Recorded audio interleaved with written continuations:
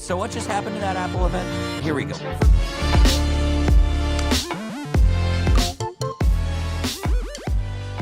Welcome to the very first MWG Tech video on this channel right here. Today is Thursday, September 13th, and we are going to be talking about the Apple September keynote that happened just a couple days ago. And yes, I'll mention in this video for sure 100,000% that Apple unveiled the biggest and best iPhone yet, and I'll have a funny story for that when that time comes later in this video. But I first have to talk about what Apple is shifting gears in 2019, because iPhone sales are kind of on the downtrend. So Apple's looking around and like, I need some more money. Where can I get it? And that's from services. And that's why Apple's unveiling multiple services this year, and they're about to unveil 2 services this fall. One of them, Apple Arcade, I'm not too fond of. I'm not like, yes, I'm waiting for Apple Arcade to release. No, it's just kind of a gaming subscription service that if you pay $5 a month, you could go to the App Store and you have access to like around 100 paid free games now that you have the subscription. It's like, all right, cool. I'm not really too much of a mobile gamer. I do know some people who are mobile gamers supposedly, but I'm way more interested in Apple TV Plus. And this is Apple's own content platform to compete with Disney Plus, Hulu, Netflix.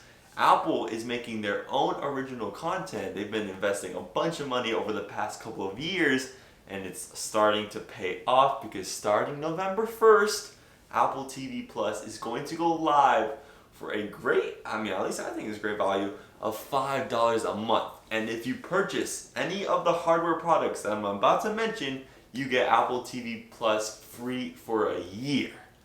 So before I mention any of the hardware products that officially got released at this Apple September event, I just want to roll this super cool commercial. So what just happened to that Apple event? Here we go. First, Tim Cook walks out and introduces the all-new... And here it is. Jason Momoa. What? This event was bonkers, so let's check it out.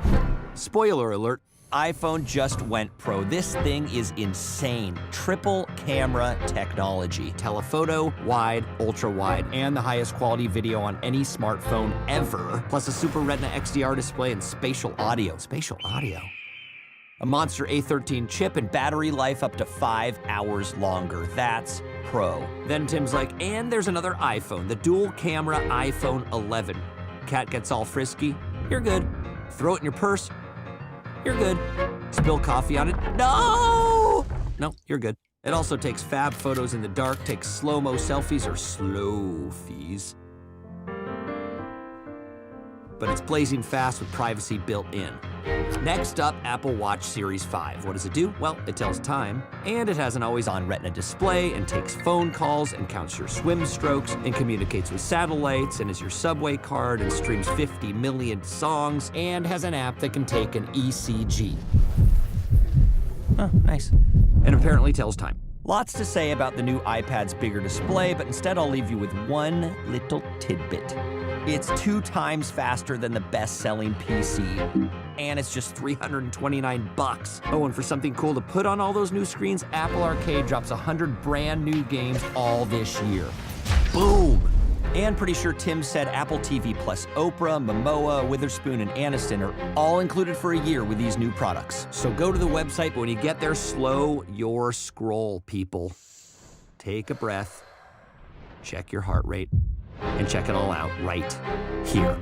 So I know you saw the brand new iPhone in there, and yes, I'll get to it, but there's 2 other hardware products that I think were actually kind of big that Apple talked about before they talked about the iPhone. And that's number 1, the brand new 7th generation iPad that now has a display of 10.2 inches, which is an increase from 9.7, kind of going with the whole market trend of just increase your display size, but it's for good use. And also this brand new 7th generation iPad adds a smart connector, so you could easily connect any keyboard and not have to do it the old Bluetooth way.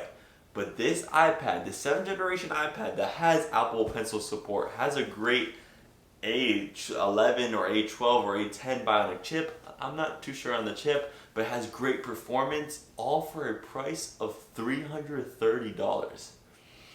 For a good productivity device, just if you want to take some notes on it, maybe get some editing done with iMovie, like a simple app like that, or maybe just watch Netflix on it, or the future Apple TV Plus, $330, I think it's a really, really good bargain. And the other Apple product that Apple talked about was the brand new Apple Watch Series 5. And I didn't know this was coming.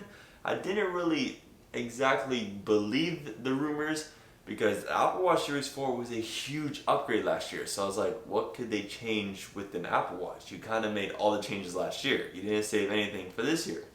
Well, they did change two things, and one of them is really just software, and it kind of contributed to some hardware, and that's an always-on display. So your watch display, if you choose, is always going to be on, so that if you don't have any space to flick your wrist, you could just look off to the side and be like, okay, I have 10 more minutes in this meeting. Whew. And also, the second feature of the Apple Watch Series 5 is this brand new compass, and this is really useful unless you're a Boy Scout, or if you're in the Apple Maps and you kind of like doing the walking directions directly from your watch, you can see which way you're going because of the built-in compass. Those are just two things that I think it makes sense for an Apple Watch Series 5. You get some brand new display technology, brand new chip. So it's a brand new Series 5. Is it that much of a difference from the 4 to 5? No. But does it warrant a brand new name? Yes. And now, drum roll please, for the biggest unveil that everyone's releasing memes about, and that's the iPhone 11 and iPhone 11 Pro. And I just gotta say, I love what Apple did with the iPhone 11, and I'm just gonna put this out there. The iPhone 11 starts at $700. The iPhone 7 Plus in 2016, the iPhone 7 Plus started at a price of $780. And I gotta say, that was just 3 years ago, and 3 years later, the iPhone 11 can do so many more things. But the main features about these brand new iPhones is that extremely fast A13 Bionic chip, which is also super efficient. So all of these phones, the iPhone 11 and the iPhone 11 Pro, are going to be saving you some extra battery life throughout the day.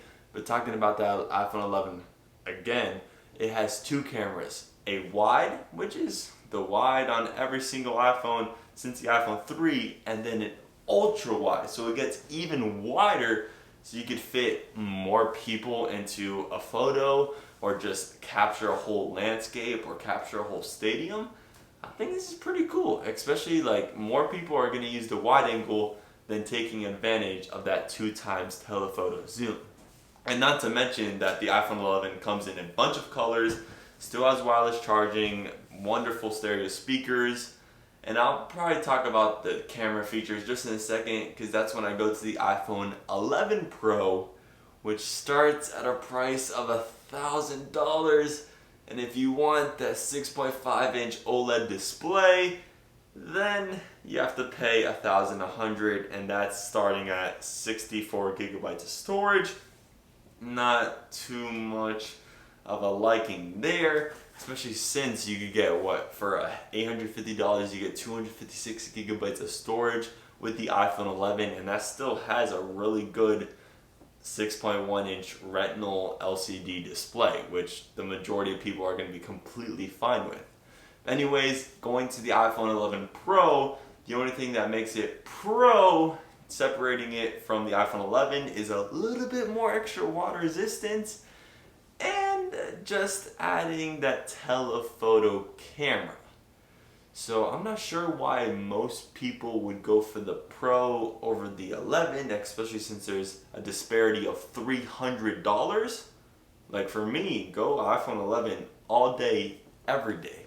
And talking about these brand new camera features, because the camera has taken a jump this year, and I can like 100% confidently say that the iPhone in 2019 has the best video in any smartphone, kind of by a couple years. It's going to take a couple years for Android to catch up. In photos, it's kind of neck and neck, but videos, iPhones are just so good at taking videos.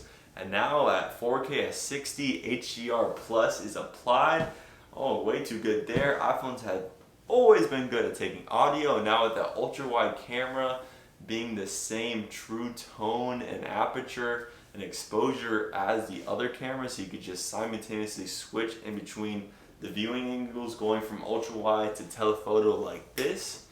It's pretty good. And also now there's a night mode on both the iPhone 11 and 11 Pro, which is pretty good, because if you look at this example right here, going from the iPhone X to the iPhone 11 Pro, wow, there's a stark difference there. And I can't even imagine my iPhone SE. It would probably be, you probably can't even see photos or videos in the dark. And I tested this yesterday. Yeah, the videos coming out of this thing at 12 o'clock at night without any light, not good at all. And also there's this cool little neat feature called like audio zooming. So if you zoom in to, like, let's say someone talking in the far distance, like a guitar playing, someone playing the guitar in the street, zoom in, it's going to increase the volume of the guitar playing instead of the people talking in that ambient environment around you. I'm pretty sure there's an easier way to explain that, but just the places where you zoom into, it's going to increase that volume that's in the picture of the phone. But that's it for this video. Hopefully you enjoyed this super quick Apple kNoW update, and I will see you tomorrow for a weather update on that pesky Invest 95L, which is now a potential cyclone. Could it be named Humberto? It probably is, and it's going to be done very soon. But that's it from me here. Make sure you listen. Peace out. Oh, wait, before you go, this is my setup because my grandfather's coming in 2 days. Go Pats. Alright, that's it. 3, 2, 1. So I promised a funny, ironic story, and that's when Monday, the day of the Apple keynote, when they kind of talked about the iPhone 11 and the iPhone 11 Pro, and they talked about the release date, September 20th, and that's when you could buy it. My friend's iPhone 7 completely broke down and never turned on again. So his phone broke the day Apple unveiled the iPhone 11.